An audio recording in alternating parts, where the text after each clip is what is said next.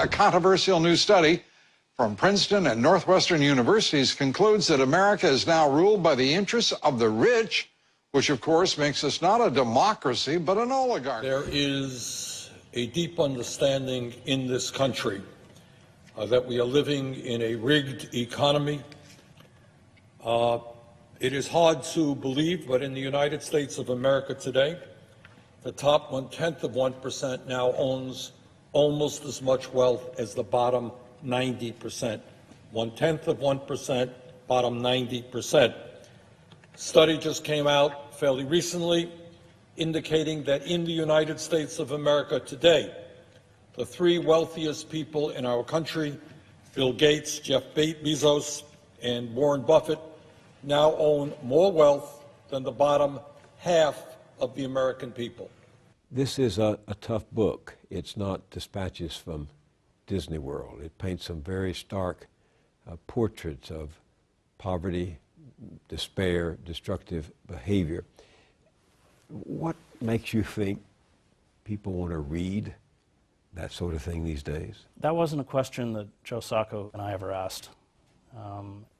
It's absolutely imperative that we begin to understand what unfettered, unregulated capitalism does, the violence of that system, which is portrayed in all of the places that we visited. These are sacrifice zones, areas that have been destroyed for quarterly profit, and we're talking about environmentally destroyed, communities destroyed, human beings destroyed, families destroyed, and because there are no impediments left, these sacrifice zones are just going to spread outward. What do you mean there are no impediments left? There's no way to control corporate power. The system has broken down, whether it's Democrat or Republican. And because of that, we've all become commodities, just as the natural world has become a commodity that is being exploited until it is exhausted or it collapses. You call them sacrifice zones. Right. Explain what you mean by that. Well, they have, the individuals who live within those areas have no power. The political system is bought off, the judicial system is bought off, the law enforcement system serves the interests of power. They have been rendered powerless. You see that in the coal fields of southern West Virginia. And now here, in terms of natural resources, is one of the richest areas of the United States, and yet these harbor the poorest pockets of community, the poorest communities in the United States, because those resources are extracted, and that money is not funneled back into the communities that that are sitting on top of or next to those resources. Not only that, but they're extracted in such a way that the communities themselves are destroyed, quite literally, because you have not only terrible problems with erosion, because when they do mountaintop removal, they'll use these gigantic bulldozers to push off all the trees and then burn them. And when we flew over the Appalachians, and it's a terrifying experience, because you realize, only then do you realize how vast the devastation is. And these people are poisoned. The water is poisoned, it smells, the soil is poisoned, and the people who are making tremendous profits from this don't even live in West Virginia. I think you said something like, while the laws of West Virginia are written by the coal companies, 95% of those coal companies are not in West Virginia. That's right. But they no longer want to dig down for the coal, and so they're blowing the top 400 feet off of mountains, poisoning the air, poisoning the soil, poisoning the water. They use some of the largest machines on Earth, these drag lines, 25 stories tall, that are very efficient in terms of ripping out coal seams. But by the time they've left, there's just a wasteland. Nothing grows. Some of the richest soil, some of the purest water, and these are the headwaters for much of the East Coast. You are rendering the area moonscape. It becomes uninhabitable. And you're destroying, these are the lungs of the eastern seaboard. It's all destroyed and it's not coming back. And that violence is visited on these communities, and you see it played out. I mean, Camden, New Jersey, which is the poorest city per capita in the United States, and always the one or two in terms of the most dangerous, it's a dead city. There's nothing left. There is no employment. Whole blocks are abandoned.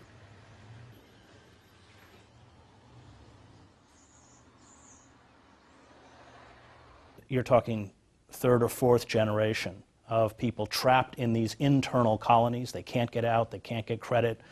And what that does to your dignity, your self-esteem, your sense of self-worth. Yeah, I was struck by your saying Camden is, quote, beset with the corruption and brutal police repression reminiscent of the despotic regimes that you covered as a correspondent for the New York Times in Africa, the Middle East, and Latin America. You describe a city where the per capita income is $11,967. Large swaths of the city, as Joe Sacco shows us, are abandoned, windowless brick factories, forlorn warehouses. At one point in the 50s, it was huge, huge shipyard that employed 36,000 people. Campbell's Soup was made there, RCA used to be there, but there were a variety of businesses. It attracted, in that great migration, a lot of unskilled labor from the South as well as immigrants from New York, because without an education, it was a place that you could find a job. It was unionized, of course, so people had adequate wages and some protection, and then it just, everything went down. With the flight of manufacturing overseas, it's all gone, nothing remains. It just, and that's why it's such a stark example of what we've done to ourselves without realizing that the manufacturing base of any country is absolutely vital to its health, not only in terms of its economy, but in terms of its you know, the cohesion of its society, because it gives employment. Give me a thumbnail sketch of Pine Ridge, South Dakota, the Pine Ridge Reservation. Well, Pine Ridge is where it began, Western exploitation. And it was the railroad companies that did it. They wanted the land, they took the land, the government gave them the land, it either gave it to them or sold it to them very cheaply. They slaughtered the buffalo herds. They broke these people, forcing a people that had not been part of a wage economy to become part of a wage economy, upending the traditional values. And it really is about the maximization of profit. It really is about the commodification of everything, including human beings.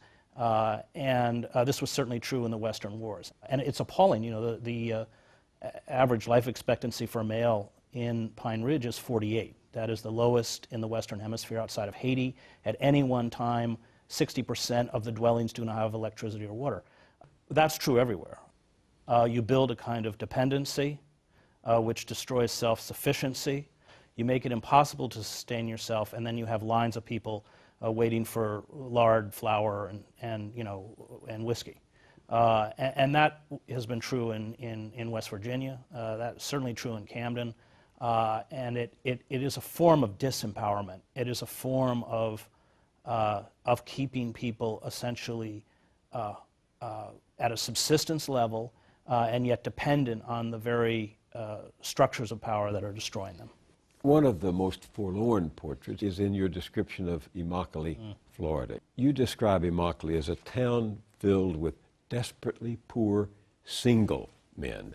Most of them have come across the border illegally, come up from Central America and Mexico, especially after the passage of NAFTA, because this destroyed subsistence farms in Mexico. The big agro businesses were able to flood the Mexican market with cheap corn. Estimates run as high as 3 million farmers were bankrupt.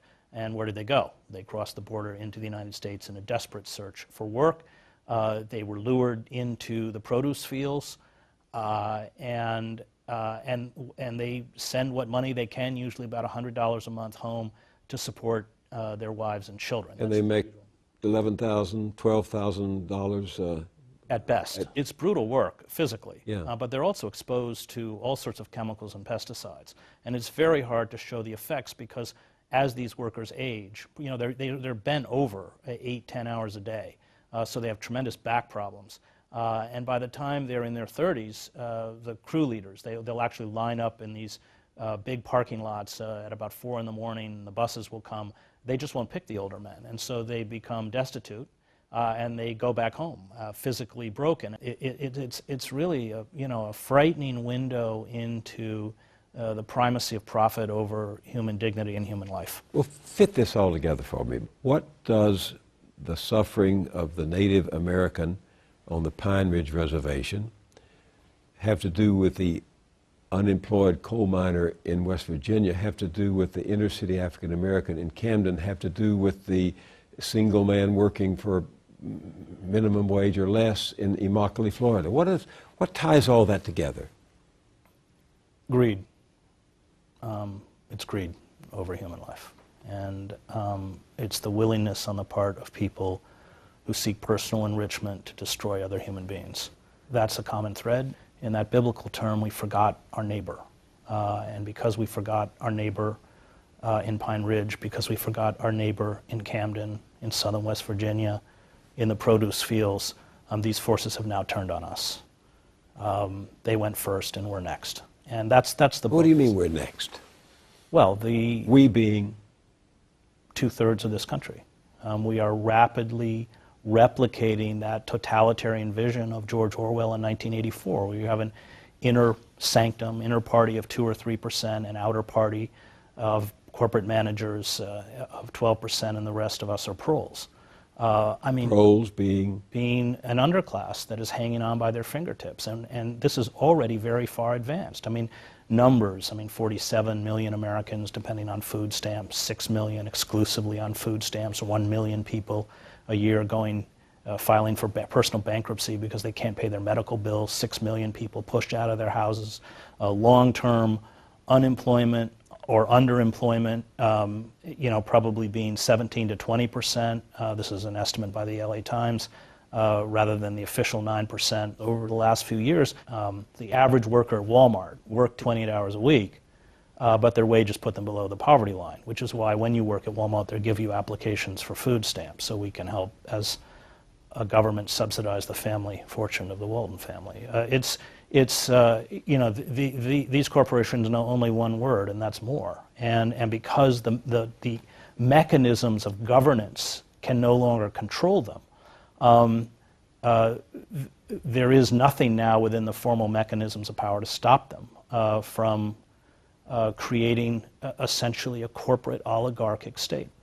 We are watching these corporate forces, which are supranational. They have no loyalty to the nation state at all, reconfigure the global economy into a form of neo-feudalism. We are rapidly becoming an oligarchic state with an incredibly wealthy class of overlords. Sheldon Wolin writes about this in Democracy Incorporated into what he calls inverted totalitarianism, whereby it's not classical totalitarianism, it doesn't find its expression through a demagogue or a charismatic leader, but through the anonymity of the corporate state that purports to pay fealty to electoral politics, the Constitution, the iconography and language of American patriotism, and yet internally have seized all of the levers of power. This is what it means when lobbyists write all of our legislation, or when they stack the Supreme Court with people who serve the interests of corporations, as to render the citizen impotent. What are the forces that got us to this? I think it began after World War I. Dwight MacDonald writes about how after World War I, American society became enveloped in what he called the psychosis of permanent war, where in the name of anti-communism, we could effectively banish anyone within the society who questioned power in a serious kind of way. And of course, we destroyed populist and radical movements, which have always broadened democracy within American society. It's something Howard Zinn wrote quite powerfully about in The People's History of the United States. It has been a long struggle, whether it's the abolitionist movement that fought slavery, whether it's the suffragists for women's rights, the labor movement, or the civil rights movement. And these forces have the ability to essentially destroy those movements, including labor unions, which made the middle class possible in this country, and have rendered us powerless.